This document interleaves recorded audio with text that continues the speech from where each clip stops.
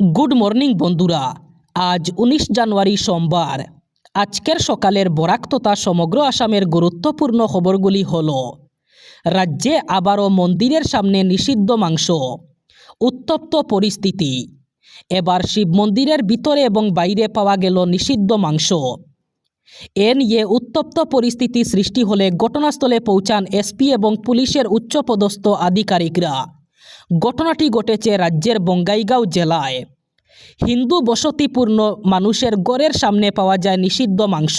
প্রায় 20টি হিন্দু পরিবারের ঘরের সামনে উদ্ধার করা হয় নিষিদ্ধ মাংস। বঙ্গাইগাঁওয়ের কুকিলায় চলছিল এক ধর্মীয় সভা। ওই ধর্মীয় সভায় আসা কোনো দুষ্ট প্রকৃতির লোক এমন কাজ করেছে বলে অভিযোগ। এ নিয়ে উত্তপ্ত পরিস্থিতি সৃষ্টি হলে ঘটনাস্থলে উপস্থিত হন বঙ্গাইগাঁও জেলার এসপি এবং পুলিশের উচ্চপদস্থ আধিকারিকরা। তারা এসে পরিস্থিতি কিছুটা নিয়ন্ত্রণে আনেন। 26 জানুয়ারি অর্থাৎ প্রজাতন্ত্র দিবসের আগে রাজ্যে এসে গেল বড় নির্দেশিকা। এবার রাজপথে গাড়ি নিয়ে বের হওয়ার আগে সাবধান, মদ্যপান করে গাড়ি চালালে সাবধান, সিট বেল্ট না লাগালে সাবধান, হেলমেট পরিধান না করলে ওইসব চালকদের বিরুদ্ধে নেওয়া হবে কঠোর ব্যবস্থা। সেই সাথে আরও কয়েকটি নির্দেশিকা জারি করা হয়েছে। লাইসেন্সবিহীন কোনো চালক গাড়ি চালালে তাকে করা হবে 5,000 টাকার জরিমানা।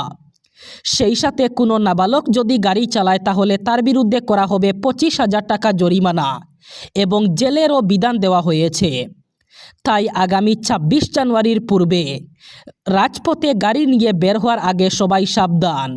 আগামী বিধানসভা নির্বাচনকে সামনে রেখে রাজ্য রাজনীতিতে টিকিট কেন্দ্রিক তৎপরতা ক্রমেই জোরদার হচ্ছে। কংগ্রেস, বিজেপি সহ বিভিন্ন রাজনৈতিক দলের নেতাকর্মীরা ইতিমধ্যেই নিজেদের প্রার্থিত্বের দাবিতে সক্রিয় হয়ে উঠেছেন।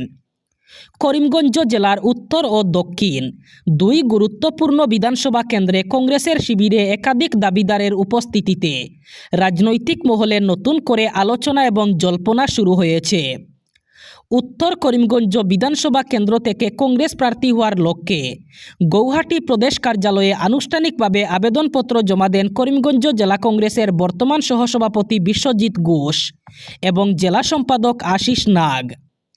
একই দিনে দক্ষিণ করিমগঞ্জ কেন্দ্র থেকে কংগ্রেস টিকিট প্রত্যাশী হিসাবে আবেদনপত্র দাখিল করেন প্রদেশ কংগ্রেসের সাধারণ সম্পাদক আমিনুর রশিদ চৌধুরী এবং বিশিষ্ট সমাজসেবী তথা অবসরপ্রাপ্ত বাস্তুকার রফিক আহমদ চৌধুরী।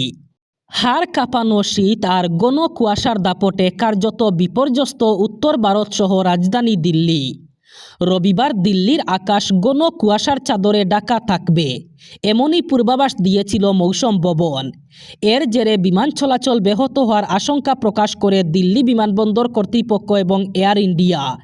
আর এমনই হয়। যাত্রীদের নিরাপত্তাকে অগ্রাধিকার দিয়ে ইতিমধ্যেই জরুরি ট্রাভেল অ্যাডভাইজারি জারি করা হয়েছে। এয়ার ইন্ডিয়ার তরফে জানানো হয়েছে ঘন কুয়াশার কারণে দৃশ্যমানতা কমে যাওয়ায় একাধিক ফ্লাইটের সময়সূচিতে পরিবর্তন হয়েছে। পরিস্থিতি সামাল দিতে সংস্থাটি তাদের বিশেষ ফগ কেয়ার উদ্যোগ চালু করেছে। কুয়াশার কারণে যেসব ফ্লাইট বাতিল অথবা দেরিতে চলে সেই যাত্রীরা অতিরিক্ত কোনো খরচ ছাড়াই ফ্লাইটের সময় পরিবর্তন করতে পারেন। এমনকি ফ্লাইট বাতিলের সিদ্ধান্ত নিলেও কোনো পেনাল্টি ছাড়াই সম্পূর্ণ টাকা ফেরত পাওয়া যাবে। জাতীয় সড়কে আর নগদে লেনদেন নয়। আগামী 1 এপ্রিল থেকে টোল ট্যাক্সে ফাস্ট্যাগ এবং ইউপিআই বাধ্যতামূলক। বড় সিদ্ধান্ত কেন্দ্রের। অর্থাৎ এবার থেকে পকেটে টাকা থাকলেও তা গ্রহণযোগ্য হবে না। সড়কপথে ভ্রমণের সময় ফাস্ট্যাগ অথবা ইউপিআইয়ের ব্যবস্থা সঙ্গে রাখতে হবে।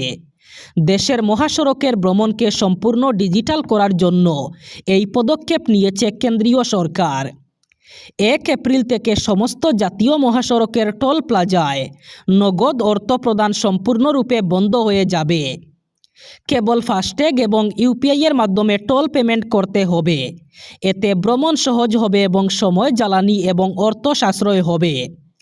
এই বিষয়ে কেন্দ্রীয় সড়ক পরিবহন এবং মহাসড়ক মন্ত্রকের সচিব বি উমাশঙ্কর জানিয়েছেন যে ভারত দ্রুত ডিজিটাল অর্থনীতির দিকে এগোচ্ছে।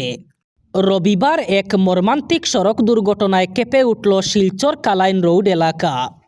হিয়ারাপার পেট্রোল পাম্প সংলগ্ন স্থানে একটি মারুতি আর্টিগা গাড়ি এবং একটি অটোর মুখোমুখি সংঘর্ষ হয়। প্রবল ধাক্কায় দুটি গাড়ি দুমড়ে মুচড়ে যায়। দুর্ঘটনায় 3 জন গুরুতর আহত হন। প্রত্যক্ষদর্শীদের মতে আহতদের অবস্থা আশঙ্কাজনক এবং মৃত্যুর সঙ্গে পাঞ্জা লড়ছেন তারা।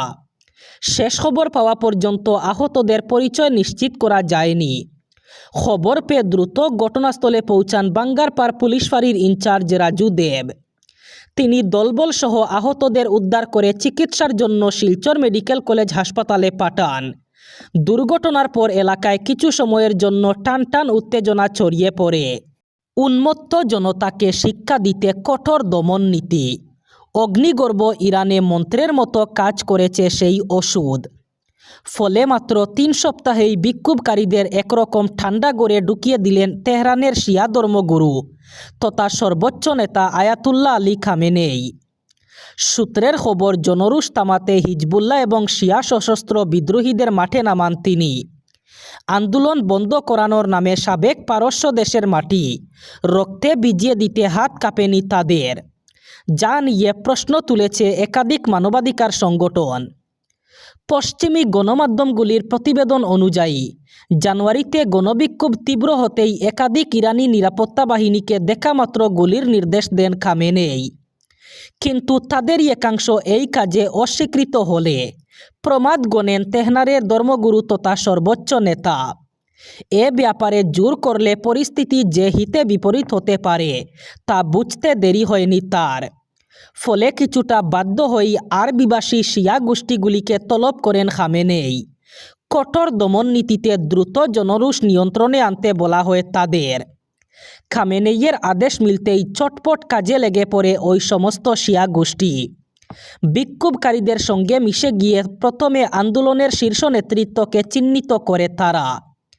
এরপর এক এক করে নির্মমভাবে নিকেশ করা হয় তাদের। পাশাপাশি উন্মত্ত জনতার উপর নির্বিচারে গুলি চালাতেও দ্বিধা করেননি তারা। পশ্চিমী সংবাদ সংস্থাগুলি জানিয়েছে, প্রাথমিকভাবে 800 থেকে 850 জন নির্দয় কুখ্যাত যোদ্ধাকে এই গণহত্যার দায়িত্ব দেন তেহরানের শিয়া ধর্মগুরু। পরে সেই সংখ্যা বেড়ে দাঁড়ায় 5000। এবার বরাক উপত্যকার 3 জেলার আজকের আবহাওয়ার খবর।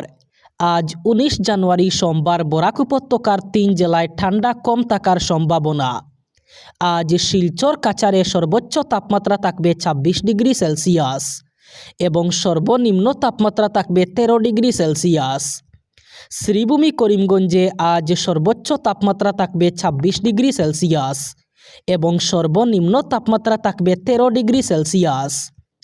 একইভাবে হাইলাকান্দি জেলায়ও আজ সর্বোচ্চ তাপমাত্রা থাকবে 26 ডিগ্রি সেলসিয়াস এবং সর্বনিম্ন তাপমাত্রা থাকবে 13 ডিগ্রি সেলসিয়াস।